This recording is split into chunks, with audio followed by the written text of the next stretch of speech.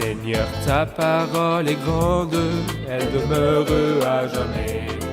Ta parole est infaillible, rien ne peut la supprimer. Bienvenue chers spectateurs et bienvenue à tous nos spectateurs dans le monde entier pour un nouvel épisode de notre émission d'études quotidiennes Toute la Bible. Nous poursuivons notre étude du livre de Joël, l'un des livres des petits prophètes de l'Ancien Testament. Nous en sommes au chapitre 2.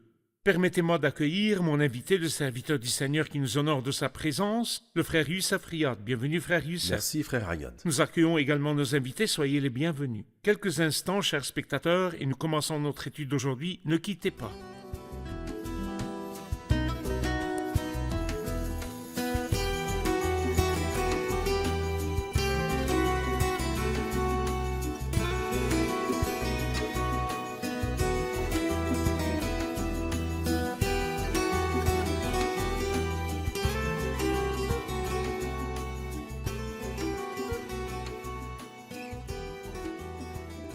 Bienvenue frère Youssef. Merci bien.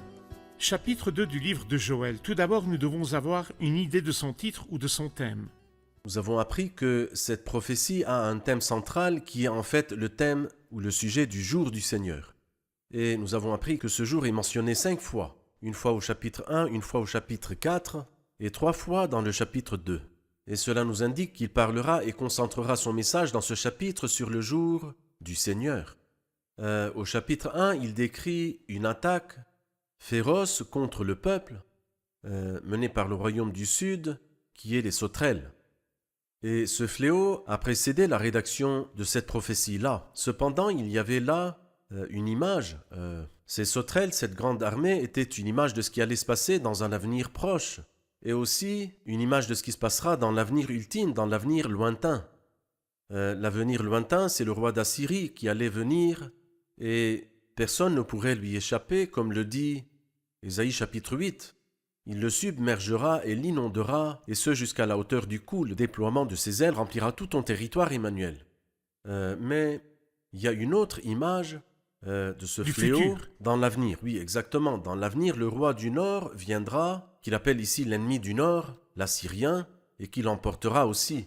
Donc les versets, à partir du verset 1 jusqu'au verset 11, nous parle de cette féroce attaque, et du verset 12 et jusqu'au verset 17 sont un appel à la repentance, et les versets 18 et jusqu'au verset 27, c'est la merveilleuse réponse de Dieu. Et le chapitre se termine par les bénédictions spirituelles, qui nous attendent justement le jour de l'Éternel, grand et terrible. Très bien. Je vais lire quelques versets puis revenir vers vous avec une question.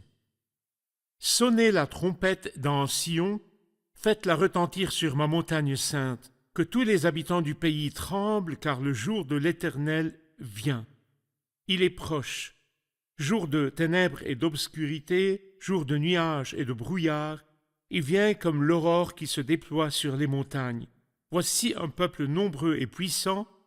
Il n'y en a jamais eu et il n'y en aura jamais de pareil de génération en génération. Devant lui est un feu dévorant et derrière lui une flamme brûlante. Avant, le pays était comme un jardin d'Éden et depuis, c'est un désert affreux. Rien ne lui échappe. À les voir, on dirait des chevaux et ils courent comme des cavaliers. À les entendre, on dirait un bruit de chars sur le sommet des montagnes, où ils bondissent, on dirait le pétillement d'une flamme de feu quand elle brûle la paille. C'est comme une armée puissante qui se prépare au combat. Devant eux, les peuples tremblent, tous les visages pâlissent. Ils s'élancent comme des guerriers, ils escaladent les murs comme des hommes de guerre. Chacun va son chemin sans s'écarter de sa route. Nous devons nous arrêter longuement sur ces versets car leurs détails méritent d'être expliqués, mais j'aimerais un commentaire sur le premier verset. Sonner de la trompette dans Sion. Que signifie le son de la trompette ? Eh bien, comme nous l'apprend le livre des Nombres au chapitre 11, le son de la trompette avait 2 objectifs. Tous les 2 sont présents dans ce chapitre. Le premier objectif était de rassembler la nation pour la guerre. À l'approche de l'ennemi, on sonnait de la trompette dans le but de se préparer au combat. Et c'est ce que nous lisons au verset 1, sonner de la trompette dans Sion. Mais un peu plus loin, au verset 15, nous trouvons le son de la trompette pour le deuxième objectif. Quel est ce deuxième objectif ? Eh bien, c'est adorer Dieu. C'est le deuxième but. Et ici, concernant le chapitre ou bien le verset 15, il ne s'agissait pas tant d'adorer Dieu que de supplier le Seigneur de les délivrer et de les sauver. C'était une réunion d'adoration de Dieu, le suppliant d'avoir pitié et compassion de son peuple. Recourir à Dieu. Recourir à Dieu pour demander sa C'est miséricorde. pourquoi il est dit au verset 15, « Sonnez de la trompette dans Sion, proclamez un jeûne. C'est vrai. » Parfait. Après avoir dit « Sonnez de la trompette dans Sion, faites-la retentir sur ma montagne sainte », il a dit au verset 1 que tous les habitants du pays tremblent car le jour de l'Éternel vient. Pourriez-vous nous expliquer une fois encore ce que signifie le jour de l'Éternel vient? Oui, le jour de l'Éternel, qui est le thème principal de la prophétie de Joël, est en fait la période où la grandeur des hommes devra s'incliner. Et l'être humain sera abaissé avec son regard hautain. Aujourd'hui l'homme est hautain, et le jour viendra. En effet, l'Éternel, le Maître de l'univers, s'est réservé un jour contre tout homme orgueilleux et hautain, contre tous les cèdres du Liban qui devra s'incliner. L'Éternel seul sera élevé ce jour-là. Et ce jour-là, comme tous les jours de la Bible sainte, a un soir et aussi un matin. Son soir est le plus terrifiant que les hommes aient jamais connu. Je pense en fait qu'il dit ici que l'armée qui viendra n'a jamais eu de pareil de génération en génération. Et le matin de ce jour dont nous parlerons également dans ce chapitre va être une joie, une allégresse et un bonheur sans pareil depuis le commencement de la création jusqu'à son achèvement. Le jour du Seigneur est donc le jour où l'Éternel seul sera élevé, la grandeur des hommes devra s'incliner, l'homme sera abaissé avec son regard hautain, l'Éternel seul sera élevé ce jour-là. Parfait. Donnez-nous une idée de l'ennemi qui vient. Quelles sont ses caractéristiques telles que mentionnées dans ces versets? En effet, la description est terrible. Il nous parle dans le verset 2 d'un peuple nombreux et puissant. Il n'y en a jamais eu et il n'y en aura jamais de pareil de génération en génération. Devant lui est un feu dévorant et derrière lui une flamme brûlante. Et je pense aussi qu'il nous présente ici une image qui est terrible. Avant, le pays était comme un jardin d'Éden, c'est-à-dire au sommet de sa prospérité et de sa fertilité. C'est-à-dire une terre joyeuse, mais Parfait. comment va-t-il la laisser après le passage de ce roi féroce, cet ennemi féroce, et depuis c'est un désert affreux, rien ne lui échappe, car alors la détresse sera si grande que le Christ en a dit qu'il n'y en a pas eu de pareil depuis le commencement du monde et qu'il n'y en aura jamais plus. Bien sûr, vous avez indiqué qu'un ennemi historique est dressé contre ce pays, Oui. l'Assyrien, mais il y a un ennemi futur et cela aura C'est lieu vrai. après l'enlèvement de l'Église, à savoir Parfait. le roi du Nord ou l'Assyrien historique. Très bien. Est-ce exact? Tout à fait. J'aimerais également un commentaire sur ce qui suit lorsque je passe au verset 10. Il est dit, devant eux la terre tremble, le ciel est ébranlé, le soleil et la lune s'obscurcissent, et les étoiles perdent leur éclat. L'Éternel fait entendre sa voix à la tête de son armée, car son camp est immense et celui qui accomplit sa parole est puissant. Oui, le jour de l'Éternel est grand, il est terrible. Qui pourra le supporter avec un point d'interrogation? Après avoir décrit l'ennemi, il commence à parler du Seigneur. L'Éternel fait entendre sa voix à la tête de son armée. Pourquoi change-t-il de sujet ici et parle-t-il du Seigneur? Eh bien, nous comprenons de ce verset, frère Ayad, que pas seulement cette armée féroce se dresse contre son peuple, mais que c'est Dieu qui fait cela. Bien sûr, il fait cela pour corriger son peuple. Il dit par exemple, l'Éternel fait entendre sa voix à la tête de son armée. Il considère cette armée redoutable comme l'armée de Dieu. Et je pense que ce n'est pas étrange, car lorsqu'on arrive au verset 25, on trouve qu'il nous parle des sauterelles. Il dit dans le verset 25, « Je vous remplacerai les années qu'ont dévoré la sauterelle, le grillon, le criquet, la chenille, ma grande armée que j'avais envoyée contre vous. » C'est comme si Dieu avait permis les sauterelles et avait permis l'Assyrien dans le passé et qu'il permettra l'Assyrien dans le futur. Et le fond du propos, comme nous le verrons dans le verset 13, c'est quand Dieu appelle son peuple à la repentance et à ce moment-là, il fera preuve de compassion et épargnera son peuple. C'est comme si les Écritures soulignaient à plusieurs reprises, frère Youssef, qu'aucun ennemi n'a jamais attaqué le peuple de Dieu sans que Dieu n'en ait donné le signal. Le Seigneur a utilisé des ennemis comme instrument pour corriger son peuple. Exactement. En effet, frère Agad, tout se fait avec la permission de Dieu. Et dans ce chapitre, nous voyons que Dieu a envoyé deux choses opposées à son peuple. C'est-à-dire, par exemple, dans le verset 19, Il dit « Je vous enverrai le blé et le vin nouveau, vous en serez rassasiés ». Plus loin, dans le verset 25, il dit « Ma grande armée, les sauterelles que j'avais envoyées contre vous ». C'est lui qui a envoyé les sauterelles, et c'est lui qui enverra toutes les bonnes choses. Et en fait, il est vraiment beau que le croyant comprenne les voies de Dieu, qu'il comprenne que rien n'arrive par hasard, ni parce que je suis malchanceux, ni parce que j'étais en retard ou en avance. Dieu permet tout cela et il a un but pour cela, et la personne sage est celle qui comprend les choses de Dieu. Je voudrais aussi attirer l'attention sur un mot important au verset 11, « Et celui qui accomplit sa parole est puissant ».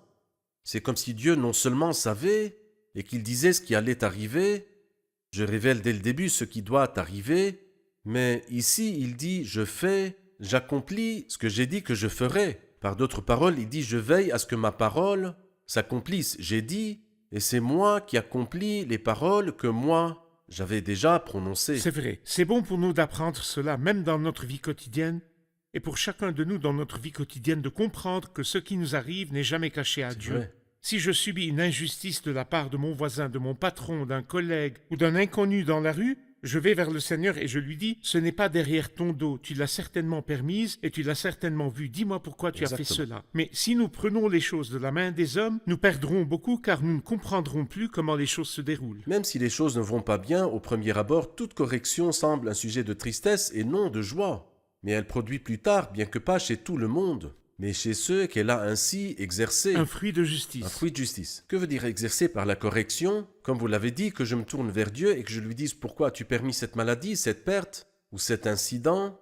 Tu l'as permis, donc s'il te plaît, fais-moi savoir ce que tu veux vraiment me dire. Merci, nous allons maintenant voir un reportage puis prendre une question du public. La tête d'une sauterelle ressemble à la tête d'une jument. Le mot sauterelle en italien signifie petite jument et en allemand jument de foin. Tout comme la jument mange du foin, la sauterelle mange tout ce qui est vert. Nous constatons ici que le prophète Joël décrit le fléau des sauterelles et commence à l'appliquer au jour du Seigneur. La formation de cette armée est très serrée. C'est comme une armée puissante qui se prépare au combat. Chacun va son chemin sans s'écarter de sa route avec un zèle incroyable. Joël dit d'eux, ils courent comme des cavaliers, ils s'élancent comme des guerriers, ils attaquent la ville. S'il n'est pas surprenant que Dieu utilise la sauterelle insignifiante avec puissance, ne ferait-il pas de même avec une grande armée dotée d'une puissance redoutable dont la voix serait terrifiante, la formation serrée et le zèle incroyable?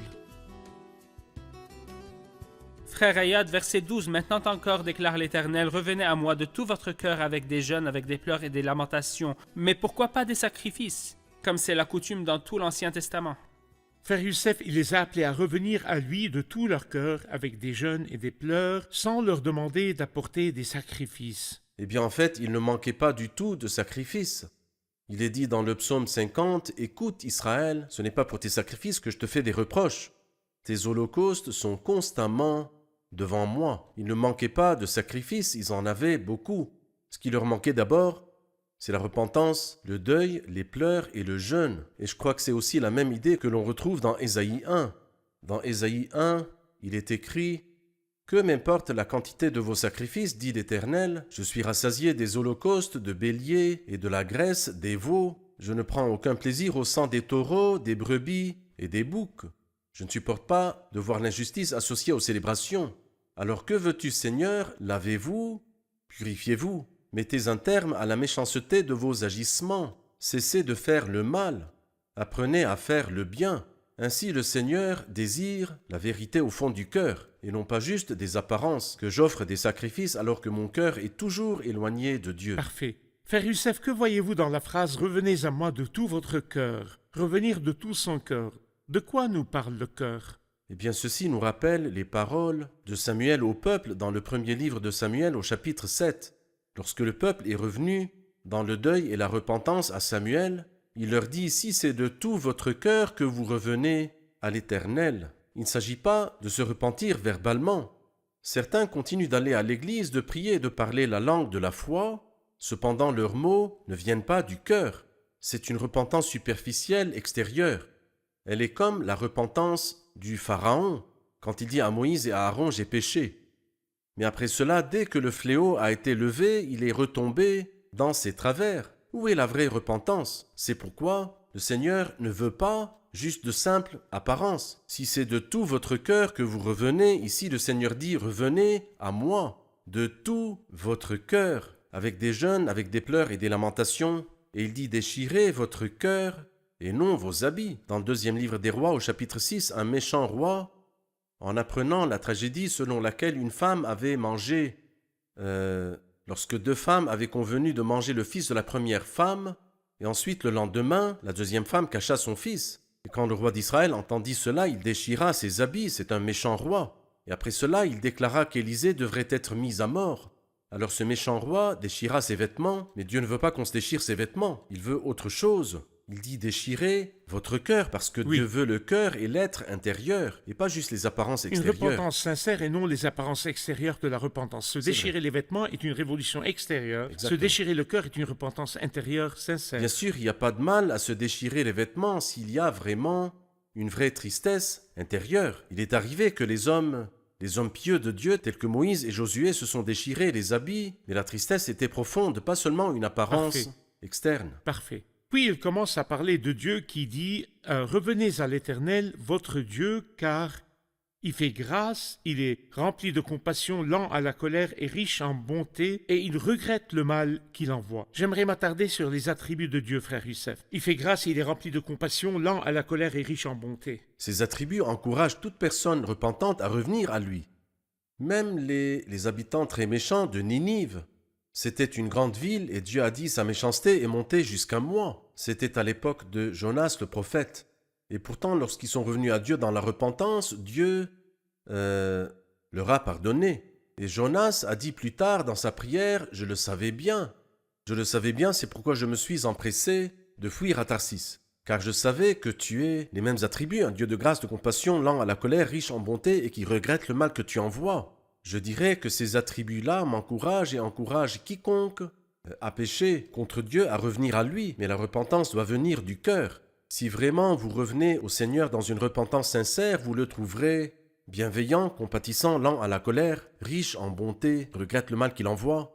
En effet, il est dit qu'il retourne à notre Dieu car il pardonne abondamment. Parfait. Mais peut-être un spectateur nous entend dire en lisant la Bible que Dieu regrette le mal qu'il envoie. Nous voulons donc clarifier le sens du mot regret, car il est aussi écrit au sujet du Seigneur, Dieu n'est pas un homme pour mentir, ni le fils d'un homme pour revenir sur sa décision. Que signifie regretter ici? Eh bien, cela veut dire que si nous nous repentons sincèrement, Dieu alors est prêt, dans sa merveilleuse grâce, même s'il avait dit qu'il allait condamner le mal, mais s'il voit en moi la repentance, Dieu regrettera le mal qu'il a prononcé contre moi. Car je me suis repenti. Il ne va pas changer sa parole. Quelqu'un a dit quand je marchais, le vent était contre moi. Et lorsque j'ai inversé ma marche, le vent était avec moi, il m'aidait, il n'était pas contre moi. Le vent a-t-il changé de direction ou c'est moi qui ai changé de direction? Alors donc lorsque le pécheur change de direction, à ce moment-là, le Seigneur regrettera le mal sans pour autant que ses attributs fondamentaux soient altérés. Peut-être que l'image déformée que certains spectateurs ont dans leur esprit correspond au sens du mot regret dans leur esprit. Oui. En tant qu'être humain, je regrette quelque chose que j'ai mal fait. Exactement. Quelque chose que j'ai fait dans le passé, je réalise que j'ai mal agi, alors je dis je regrette d'avoir fait telle ou telle chose. Exactement. Je n'aurais pas dû faire telle ou telle chose. Mais quant à Dieu, c'était un événement futur, un jugement qu'il avait l'intention d'infliger, mais suite à ma repentance, il a annulé ce jugement en vertu de son autorité absolue. Ce n'est pas un regret comparable au regret humain, mais l'annulation d'une décision qu'il allait prendre pour me juger, mais suite à ma repentance, il a levé ce jugement. Quelqu'un a utilisé une belle expression en disant que Dieu avait dit par la bouche de Jonas, dans 40 jours, Ninive sera détruite. Ils n'ont pas attendu 40 jours et ils se sont repentis. Car dès qu'ils ont entendu cette prédication, ils se sont repentis, ils ont changé d'attitude. Alors pourquoi Dieu les détruirait-il? C'est vrai. Ils se sont repentis. C'est vrai. Nous allons prendre une autre question des invités. Verset 14, peut-être regrettera-t-il encore et laissera-t-il après lui la bénédiction des offrandes végétales et liquides pour l'Éternel votre Dieu. Que signifie « et laissera après lui la bénédiction » Oui, et la suite du verset, frère Youssef, et laissera-t-il après lui la bénédiction des offrandes végétales et liquides pour l'Éternel votre Dieu? J'aimerais un commentaire sur ces offrandes végétales et liquides. Quel est leur historique? Eh bien, si nous lisons le verset 9 du chapitre 1, il dit « Les offrandes végétales et liquides ont disparu de la maison de l'Éternel ». Pourquoi? Car les sauterelles ont fait leur travail. Ils ont dévoré les offrandes végétales des champs et les offrandes liquides des vignes. Le peuple avait deux choses qui sont très importantes, c'est le blé et le vin. Le blé et le vin. Exactement. C'est pourquoi le psaume 4 dit, dans le verset 8, « Tu mets dans mon cœur plus de joie qu'ils n'en éprouvent quand abondent leur blé et leur vin. » Et les deux étaient importants. Les sauterelles n'ont rien laissé. Et comme elles n'ont rien laissé, où trouverais-je une offrande à présenter au Seigneur? Car le champ est vide et la vigne est vide. Les sauterelles ont fait leur travail. Donc malheureusement, dans Joël 1,9, il dit « Les offrandes végétales et liquides ont disparu de la maison de l'Éternel. » Et le résultat était que les prêtres et les serviteurs de l'Éternel sont dans le deuil. Ici, il dit « Si vous vous repentez, Dieu laissera une bénédiction qui est des offrandes végétales et liquides pour l'Éternel votre Dieu. » C'est-à-dire la prospérité reviendra dans les champs et dans les vignes. Et à ce moment-là, nous pourrons apporter à Dieu des offrandes végétales et liquides. Et cela est considéré comme une bénédiction. C'est-à-dire un retour à la communion avec Dieu, à l'adoration, aux offrandes végétales et liquides, et c'est là l'une des manifestations de l'adoration devant Dieu. Exactement. Et en même temps, vous retrouverez les richesses que vous avez perdues. Parce que loin de Dieu, c'est la pauvreté. Si nous voulons adresser un message aux spectateurs, frère Youssef, qui avaient peut-être un jour une relation avec le Seigneur, offraient des sacrifices spirituels, assistaient aux réunions et chantaient, mais qui, à cause d'un péché, dans sa vie, a cessé d'apporter l'offrande ou le sacrifice, ne se rendait plus aux réunions, ne chantait plus et ne tenait plus compte de la présence de Dieu. Peut-être que ces jours-là lui manquent. Que lui diriez-vous pour l'aider à revenir à Dieu et à reprendre ses offrandes et ses sacrifices? Comment peut-il recommencer à offrir des sacrifices à Dieu? Eh bien, je ne lui dirai pas « va offrir », mais je vais lui dire la même chose que Joël dit ici. « Maintenant encore, déclare l'Éternel, revenez à moi de tout votre cœur. Déchirez votre cœur et non vos habits. Revenez avec des jeûnes, des pleurs et des lamentations. » Lorsque vous confessez vos péchés et que vous vous en repentez, Dieu est capable, comme nous le lisons dans ce chapitre, cette belle phrase dans le verset 25, il dit « Je vous remplacerai les années qu'ont dévoré la sauterelle », c'est-à-dire les bénédictions viennent de la part de Dieu et non pas l'inverse. Il me suffit juste de me repentir. Et le chemin de la repentance conduit finalement à la bénédiction. Parfait. Merci frère Youssef, nous sommes arrivés à la fin de l'épisode, revoyons-le avec nos invités.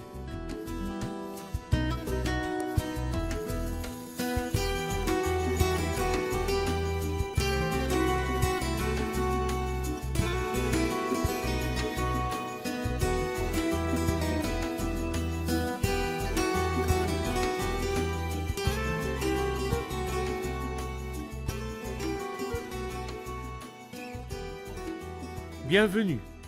Le chapitre 2 commence par un appel à sonner de la trompette. Que signifie sonner de la trompette? Que nous dit le son de la trompette?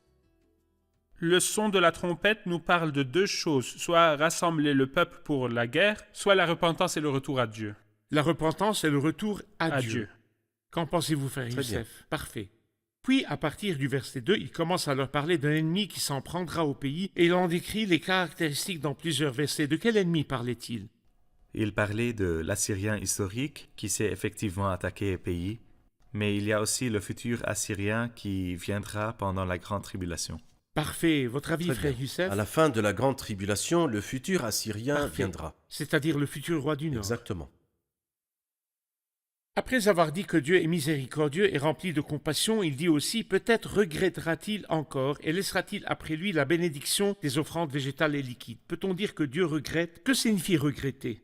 Nous comprenons que le regret ne change pas les attributs de Dieu, mais il regrette le mal qu'il envoie. S'il trouve en moi une véritable repentance, il regretta le mal qu'il avait décrété pour En moi. d'autres termes, il changera le jugement changera qui devait le s'abattre jugement. sur moi. Très bien. Mais regretter Excellent. ne signifie pas qu'il a reconnu avoir commis une erreur Absolument et qu'il pas. corrige son erreur. Merci beaucoup, merci frère Que le Youssef, Seigneur que vous Dieu vous bénisse. bénisse. Chers spectateurs, je voudrais vous laisser avec ces mots tirés de Joël 2,13. Que dit Joël 2,13? Déchirez votre cœur et non vos habits. La véritable repentance est le chemin du retour vers Dieu. Se déchirer les vêtements symbolise la repentance extérieure ou ses expressions extérieures. Mais déchirer votre cœur, c'est le cœur que Dieu désire. Il veut que lorsque vous revenez à lui, vous reveniez de tout votre cœur, et que lorsque vous jugez, vous vous jugez vous-même, et que lorsque vous vous confessez devant lui, vous confessez les secrets et les mystères de votre cœur. Dieu veut que lorsque vous reveniez de tout votre cœur avec une repentance sincère, et que vous abandonniez vos péchés. Combien de personnes se présentent devant Dieu et combien de personnes affichent des signes de repentance comme s'ils déchiraient leurs vêtements extérieurs? Dieu veut le cœur. Chers spectateurs, afin que votre vie soit bénie, mettez-vous à nu devant Dieu. Chers spectateurs, afin que vous soyez approuvés par Dieu, mettez-vous à nu devant lui pour qu'il vous couvre. Déchirez votre cœur devant lui comme si vous lui disiez « Toute corruption est dans le cœur, Seigneur, donne-moi un cœur nouveau. Ô Dieu, crée en moi un cœur pur. » Je vous retrouve dans le prochain épisode. Que le Seigneur soit avec vous.